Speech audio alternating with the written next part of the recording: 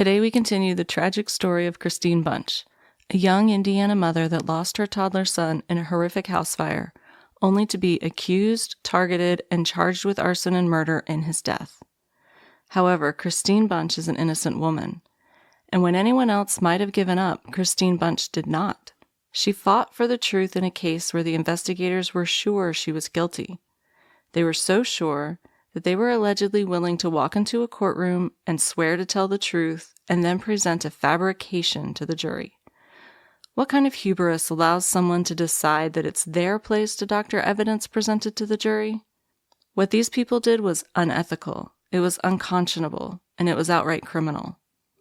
But today we will get the opportunity to temper our outrage with triumph, because in Kristine Bunch's case, the old adage, "the truth shall set you free," became a reality. And despite her 17 years wrongfully convicted of arson and murder, Kristine Bunch is still fighting for truth to help other wrongfully convicted people find the resources they need to fight like she did.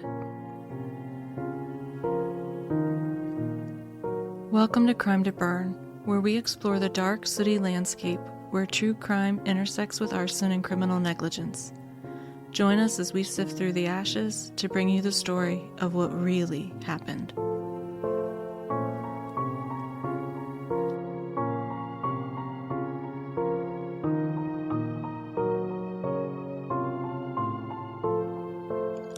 Welcome back to Crime to Burn. I'm April, a fire protection engineer and former firefighter. And I'm covered in Crisco and ready for Twister. Excellent. Please remember to give us a 5-star rating wherever you listen. If your preferred listening platforms allows written reviews, we would so greatly appreciate even just a few words to say you're enjoying this podcast. We're a teeny tiny podcast, and everything you do to help us grow is a blessing and a gift, and those ratings and reviews are truly the best blessing you can bestow upon any podcast. Other ways you can help us grow include subscribing to our YouTube channel and leaving comments and thumbs up over there when you see content from us.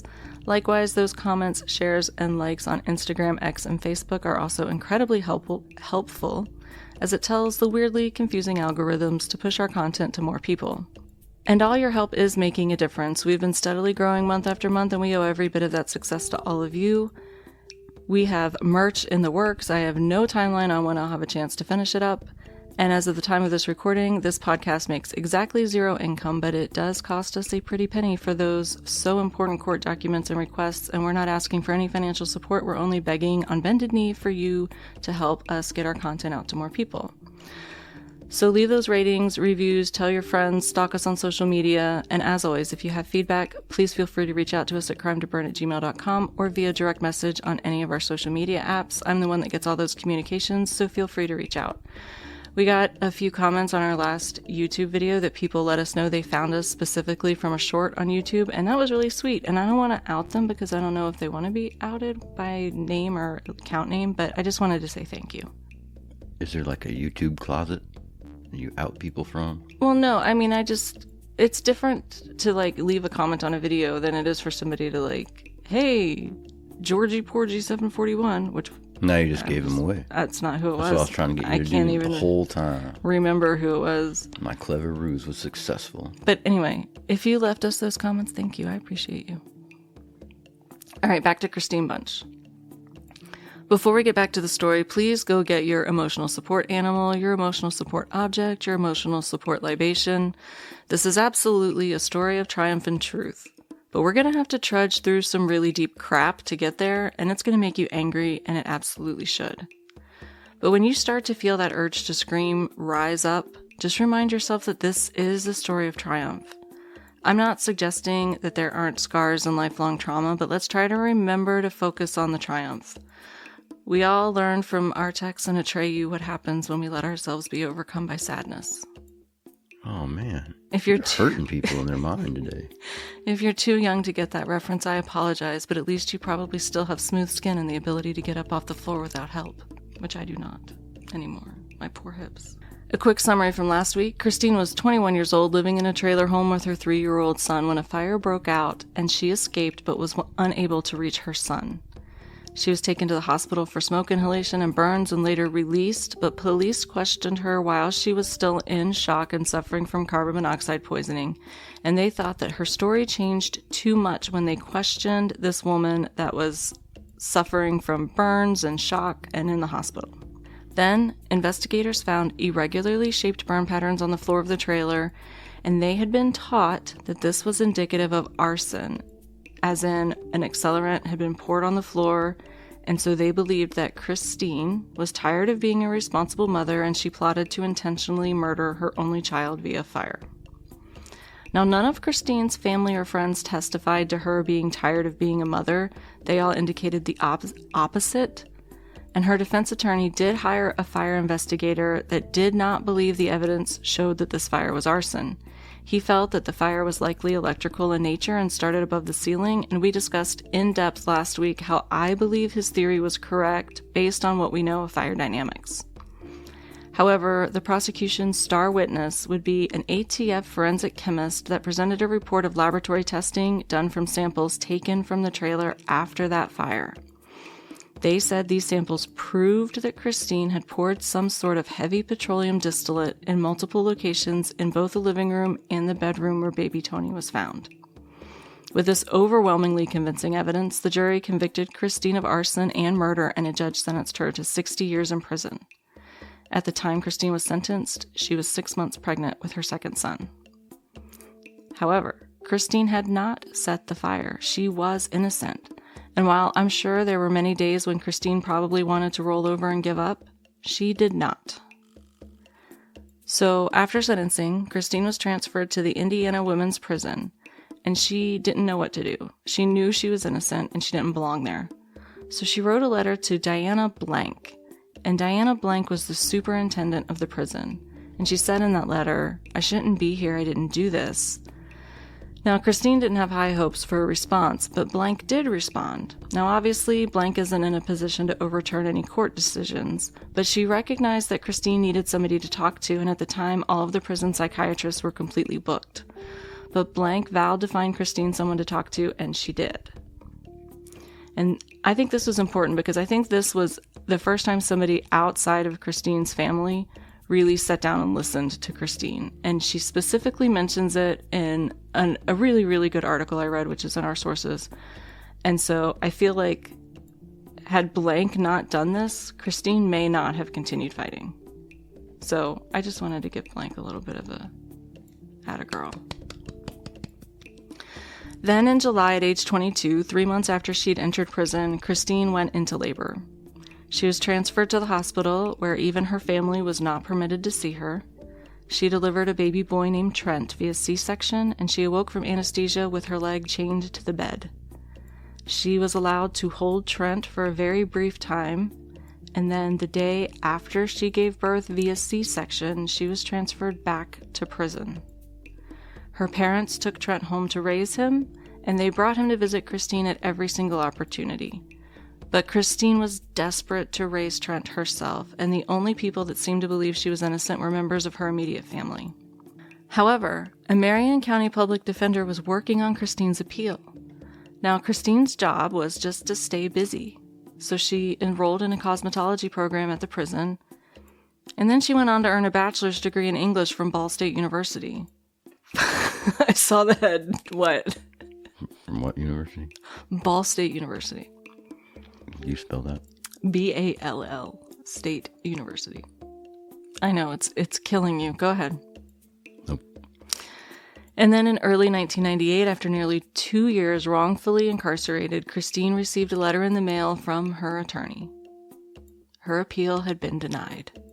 Her attorney didn't even come to prison to tell her. She sent her a letter. I feel like that's really cold. Maybe it was too cold for her to go out that day. Whatever, it was lazy. It was a public defender, so I'm not trying to poop on public defenders. I know they usually have an insane caseload, but man. In one article, Kristine recounts that upon learning her appeal was denied, she just crawled into bed and cried. But the next day she got up and decided she did not have the luxury of giving up. She had a son that needed her. So she spent every second she was there trying to stay busy. She tutored the GED program. She got a catering certificate. She learned to operate a printing press. and the visits with her baby kept her going. Eventually, Kristine found herself in the acquaintance of a prisoner that volunteered in the prison's law library. This acquaintance told Kristine about something called post-conviction relief, or PCR. And this is where a prisoner may get to go before a judge in the event of an unlawful arrest or a violation of their rights, and basically ask for a new trial. The grounds for being granted a PCR include things like new evidence that wasn't available at the time of trial, or a violation of their constitutional rights. So Kristine began digging into the legal procedures in the law library, and she quickly realized that she was going to need a lawyer to help understand the legalese. But Kristine's prison job paid her $1.30 a day, and her family certainly couldn't afford to help her.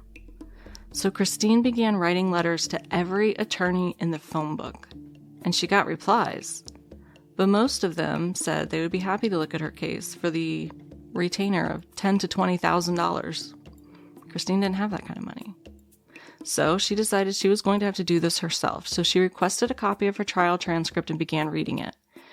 And when she came across terms she didn't understand, she began looking up other arson cases that used the same terms to help her understand all of the words that investigators used in the forensic reports for her case.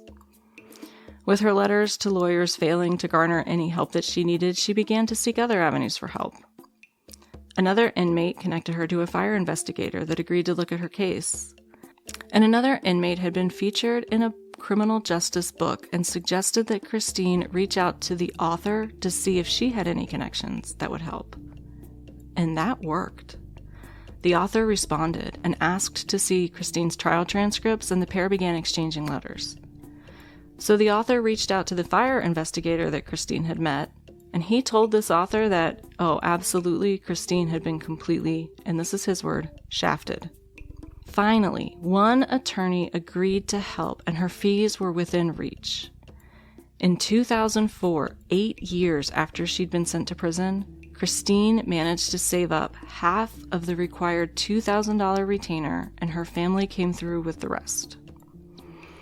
Now, this attorney basically worked to file all the paperwork and stuff, but let the inmates mostly do their own research and everything, and she sort of supported them, and that's how she was able to do this for such a low retainer compared to the other lawyers. So Kristine was basically doing most of her own footwork here. It's really impressive. I want to make sure everyone understands how hard she was working.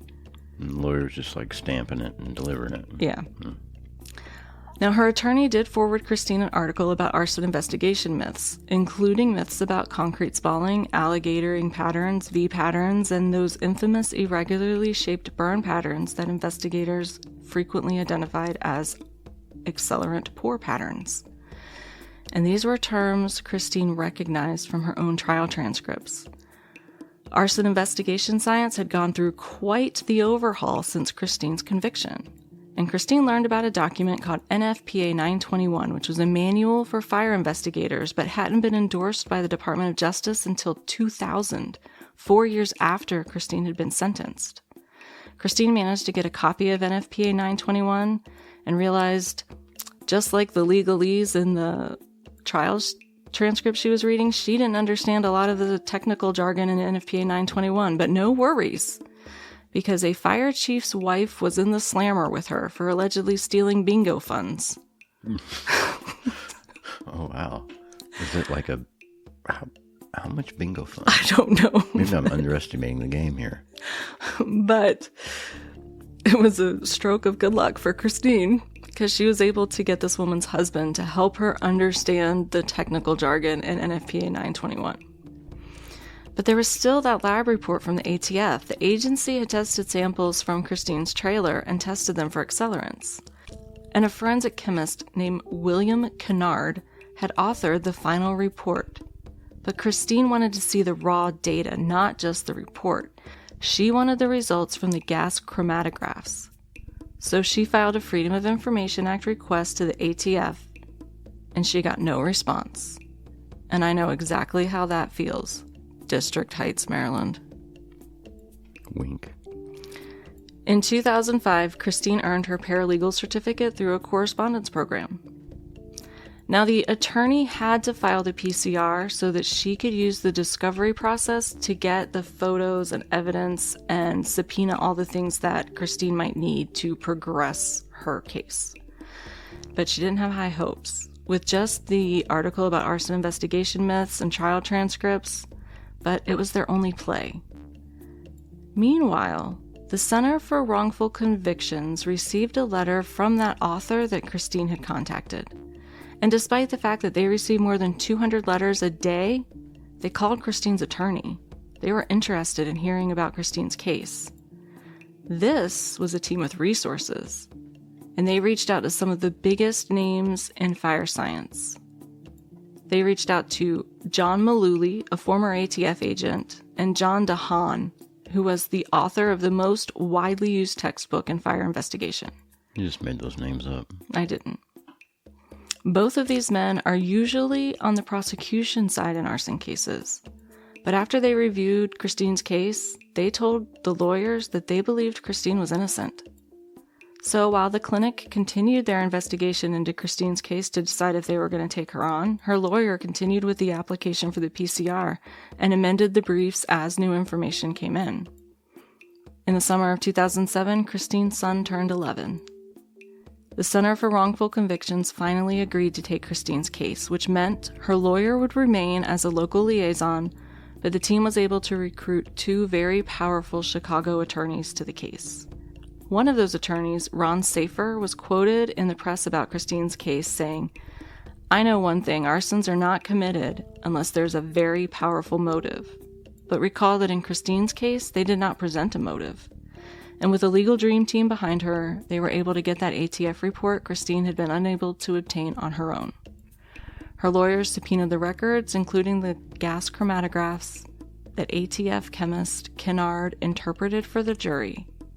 And to everyone's surprise, they received not only the final report, but also an earlier draft report. On the typed draft, there was handwriting that seemed to imply edits were required to change the results before the final report was drafted. Now I'm going to explain. In 9 samples taken from Kristine's trailer floor, each chromatograph result classified each as positive or negative for the presence of an accelerant. In the original draft report, only 3 samples taken from the living room were positive. However, someone crossed out 2 of the negative sample numbers, number 6 and number 8, and changed them from negative to positive on the draft report. Why'd they do that? Well, sample 6 was taken from the location where investigators said they had identified a pour pattern in the living room. It was negative, but the final report, they changed it to positive. Did they say why? Is that a normal thing to do? Nope. Sample 8 was from the bedroom floor, where investigators had told the jury they found a second pour pattern. And based on the trial transcript, Kennard had testified on the stand that these 2 samples were positive. And these were the linchpins that supported the prosecution's assertion that Kristine had poured out accelerant in 2 locations and started multiple fires in the trailer intentionally. Kristine's attorney sent the chromatography to their forensic experts, including DeHaan. Oh, and by the way, DeHaan, he sat on the committee that actually created the tests that Kennard used. So he was definitely qualified to speak on these results. He knew a little something about that, huh? He did. DeHaan agreed samples 6 and 8 were negative for an accelerant. Both of the places that investigators told the jury they found proof of a pour pattern and accelerant were negative for any signs of an accelerant, proving that the irregularly shaped pour pattern was not a pour pattern, but was actually most likely the result of flashover. But wait a minute, April. You said there were positive results. Yes, there were 3 positive samples taken from the living room, where a kerosene heater was used to heat the home in the winter, and where Kristine confirmed that sometimes, filling the kerosene heater, they would have some errant splashes of kerosene. So with an explanation for the positive samples and no positive samples where investigators claimed there were pour patterns, that seems like more than enough for some reasonable doubt in my mind. Now, because the draft report was not included in discovery, this proved Kristine's constitutional rights had been violated. And because the truthful report would have been exculpatory, they had the second element that they needed to fight for a new trial, which is that the excluded evidence might have changed the jury's mind about whether or not there was reasonable doubt.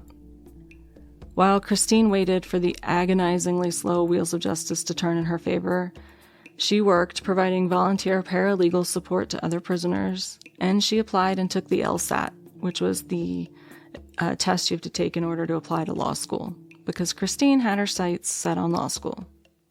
And then Kristine's attorney came to visit her in prison because she had been presented a plea deal from the Decatur County prosecutor in response to her PCR hearing request. In return for an admission of guilt, she could be released in 6 more years. Now, her alternative was to reject the deal and risk that she lose her petition for a new trial. But an admission of guilt, what would she be teaching her now teenage son if she agreed to admit guilt to something she didn't do? But if she lost her PCR, it would be 17 more years before she would even be eligible for parole. So Kristine had to make a gut-wrenching decision: 6 years, or keep fighting with no potential end in sight and no guarantees. What was different now than when Kristine was convicted? Well, now people believed her, not just her family, but some high-powered attorneys and some forensics experts. And while they could offer no guarantees, she knew the truth was on her side.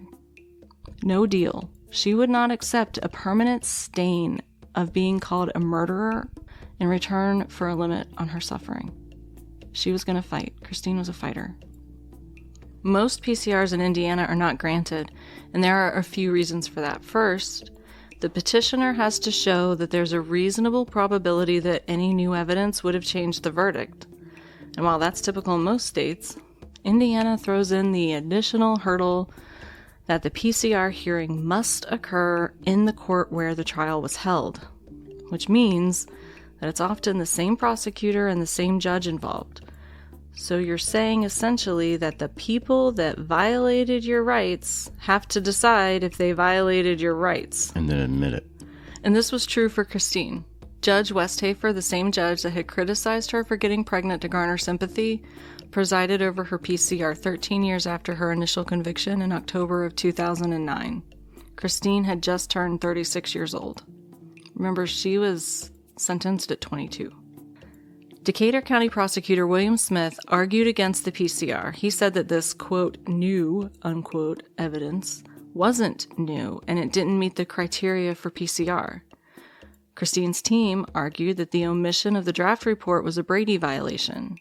However, Smith pointed out that the defense attorney in the original trial had questioned the ATF chemist on the stand to explain about the carbon readings from his test. And he said that this was the same as entering the data from the draft into evidence, even though his testimony had obviously been highly technical and likely not fully understood by the jury. If the defense attorney couldn't even parse it well enough to know how exculpatory it was, how was a jury supposed to? And I don't have the trial transcript, so I can't tell you exactly what Kennard testified to, but I feel like it wasn't, oh yeah, these samples were negative and I made them positive in my report. My bad. Then Kristine's team argued that the fire investigation techniques had evolved and that this new information could also prove exculpatory, knowing that other things can cause these same types of burn patterns. And their experts testified that there was no scientific basis for a finding of arson.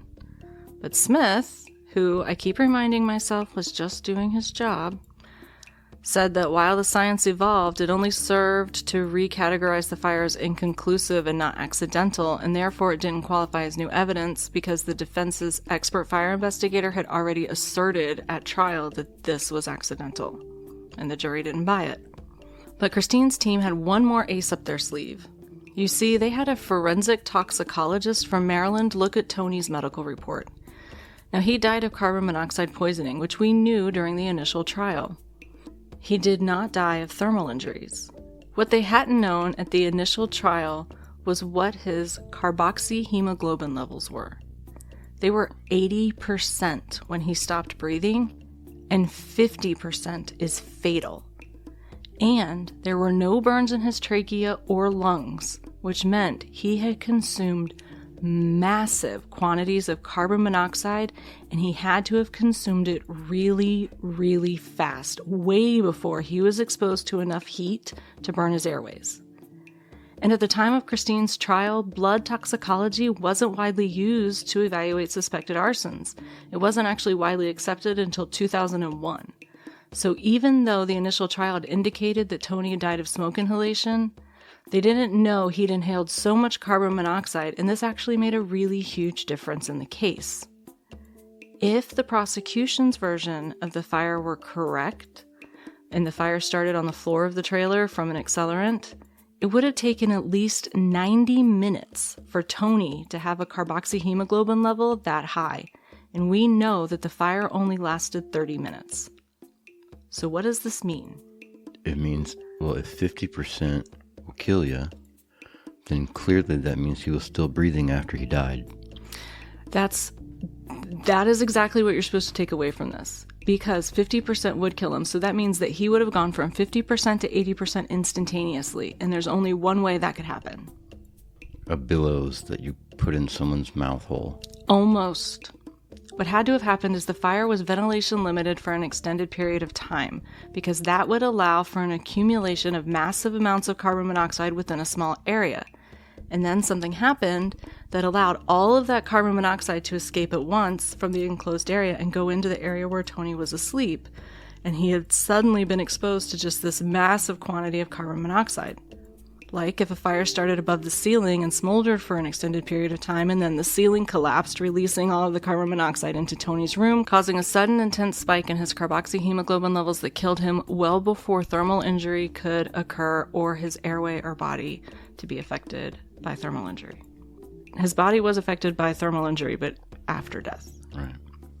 Over the next 8 months, lawyers on both sides filed paperwork while the judge deliberated, and on June 8th, 2010, the judge denied the PCR despite the incredibly persuasive evidence that Kristine was not guilty, proving that he himself had his own head so far up his own ass that he's intimately acquainted with his own gooch and will not require yours to be placed upon his face. How convenient for me. But Kristine's team had warned her of this potential outcome and had appealed immediately to the Indiana Court of Appeals. In this hearing, 3 judges hear the arguments from both sides, and it took them about an hour, and another 8 months of deliberation. And in March 2012, Kristine received a phone call in prison. They had reached a verdict. Quote, "We reverse the post-conviction court's denial of Bunch's petition for post-conviction relief and remand for a new trial." She won. In a 2-to-1 ruling, Kristine was legally no longer guilty of murder or arson. But the fight wasn't over. The state had 30 days to appeal the Supreme Court of Indiana, and if the Supreme Court sided with the prosecution, Kristine would serve the next 14 years awaiting her first opportunity for parole. But the Supreme Court of Indiana ultimately decided not to hear the appeal, leaving her conviction overturned. So now it was up to the prosecutor to either retry the case or to drop the charges. But either way, as Kristine was now not guilty of murder or arson, she had to be released from prison. On August 22nd, 2012, Kristine left prison. Adjusting to life outside of prison with a teenage son that she'd never been responsible for raising and having no job, it was hard. Kristine worked as a paralegal, and the state considered whether or not to recharge her. It wasn't until December 12th, 4 months after her release, that the prosecutor's office dropped the charges. However, this actually isn't the great news it sounds like. Because there's no statute of limitations on murder, they did this so that they could continue to dig for new evidence with which to recharge Kristine. And it's not double jeopardy, because since she wasn't found innocent and her conviction was vacated, it basically means that it's as though her first trial never happened. However, yeah. However, despite their threats to recharge her, the state has not retried Kristine in the 12 years since they dropped the charges. Now, Kristine did sue the state and won restitution. I believe that the restitution in Indiana is $50,000 for each year she spent in prison. So she won upwards of $800,000. And as of a 2023 article, I found she had received about half of that amount, a little bit more than half, because they set up the payments to be paid out over a period of years. And I don't know if she ever got to law school, but I have reached out to her on Instagram and through a speaker request through the Innocence Project, and hopefully in the future she'll agree to talk to us about her continuing work. After her release, she co-founded a nonprofit advocacy group for people exonerated of wrongful conviction called Just Is for Just Us. And the goal of the organization was to help connect exonerees with social and medical services to help them rebuild their lives. According to her LinkedIn, she was also the executive director until August of last year of that organization. And then she was a board member and an outreach coordinator for Interrogating Justice. In addition, she is a public speaker, and I have seen on some of her social media that she's been involved in training classes for police and investigators to discuss the impacts of biased police investigations. And I don't know where she is or what she's up to now, but her commitment through public speaking engagements to bring light to the problems within the criminal justice system are worthy of praise. And I know just last month she was speaking in South Carolina. And I don't know if she made it to law school, but I really hope she did. Now, her personal life has had its exceptionally rocky moments since her release. From her first visit to Tony's grave being infiltrated by people taking photos and videos, to struggling with new advances in technology she has never seen before, to the hardships of developing a relationship with a son she missed out on raising. Her freedom was hard-won, but you can't win back the years that you weren't there to witness your child's firsts. You can't win back decades of potential income and savings you might have had to give yourself different opportunities. And you can't win back the opportunity to not be the subject of gossip or hushed whispers as you try to navigate out into the world. But despite the tragedy, trauma, and horror Kristine experienced, the fact that she continued the work to bring awareness to these issues of wrongful convictions and the injustices of others is admirable. Kristine, if you're listening, I just want you to know that your case very deeply touched me, and we cannot be more proud of your tenacity, your determination, and your continued efforts to help others. You're an inspiration for anyone walking through a dark period, and the paths you walked were never paved with fairness, and that is a tragedy. But they were paved with truth, and you stood tall on that truth, and that is a triumph and makes you worthy of admiration. May your story be the fodder for someone else to stand up and fight for truth, for everyone else to stand up and fight for truth and for real justice. Hell yeah. And that is the story of Kristine Bunch. I'm not an ambi-turner. You could say I'm a cult of personality. I'm huge. I'm like something you've never seen before. I don't want to hurt you with a couch. Just imagine you wielding this sofa over here, over your head. I don't want to hurt you with this couch, but I will. What if I have to? Our couch is hurting me. Oh, are you saying we should just set it on fire? I don't know if they'll do that. Let Skinny Chad ride the flaming couch and see, Poor Skinny Chad. He doesn't mind. Look, He'd he's melt got no... his pelvis. It's funny that his name's Skinny Chad. I mean, he's skinny, but he doesn't have any skin. And then launch it. I'm sorry, where did launching come in? Oh, I thought you knew that was the plan the whole time. What are we launching? The couch, the flaming couch. Where are we launching it? Hopefully in a safe direction.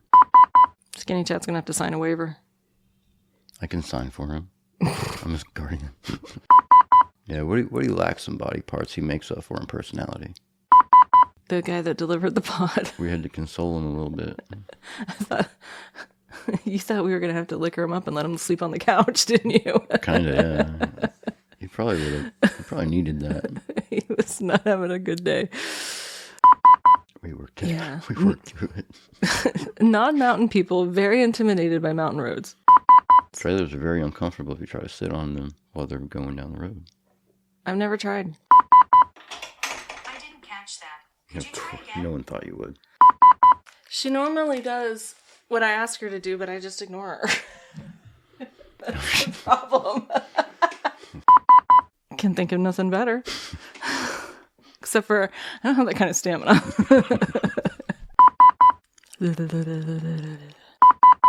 And I'm covered in Crisco and ready.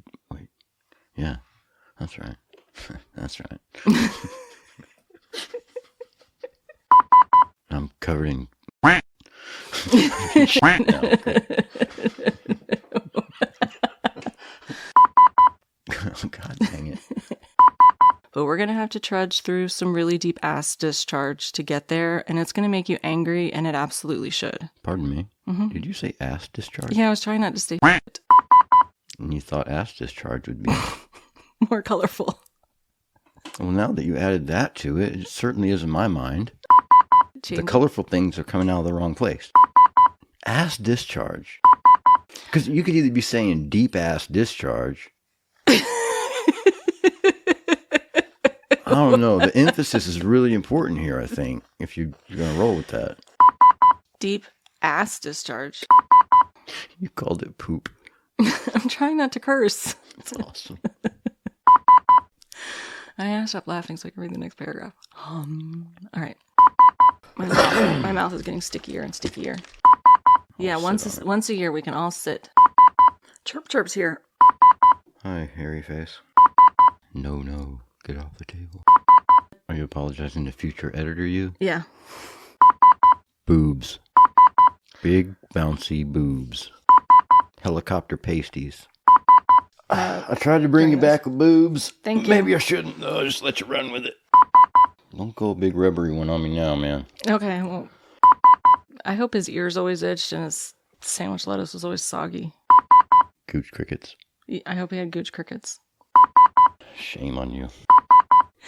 The people that... Tell me the York boys aren't back. No. I don't really like it when you say we in that context, because I didn't have anything to do with that. I probably wear you out with edits. It just varies. Some weeks it's really easy, and some weeks it takes... What was that? One week it took me like 13 hours to edit an episode. I don't even remember why. It wasn't outrage. It was just crazy. That was a crazy one. Raucous? Yeah. I would not use that word to describe Nancy Drew. That thing's got a heck of a vibrator on. You could put that in your pocket and ride the bus and call yourself. She has a PhD in nursing, and nobody has ever answered this to me. If you have a PhD in nursing, do people call you Dr. Nurse? I didn't even know there was a PhD in nursing. There is a PhD in nursing. I like a medium intellect to hang around. Not too low, not too high. For $250, I could bump you up in a whole inch. And I had a client that used to tell me every time I called them that I was the Princess of Darkness because I was calling them with news they didn't want. And my boss wouldn't let me put it on my business card.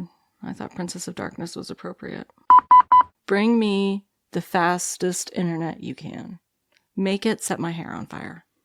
Bring it on a horse. You know what would make it even better is if they get here If I had a flamethrower. and we're all wearing chainmail. That family is effed up. I don't know what they got going on there, but they gave me this sticker for a podcast. Don't release. You got the farmer mentality.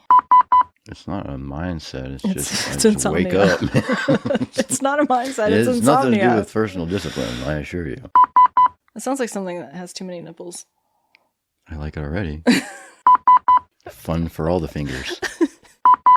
I don't want to go to bed looking like Little House on the Prairie. Put a satin pillowcase on top of silk sheets. I spend all night being a springboard for the cat to get to you.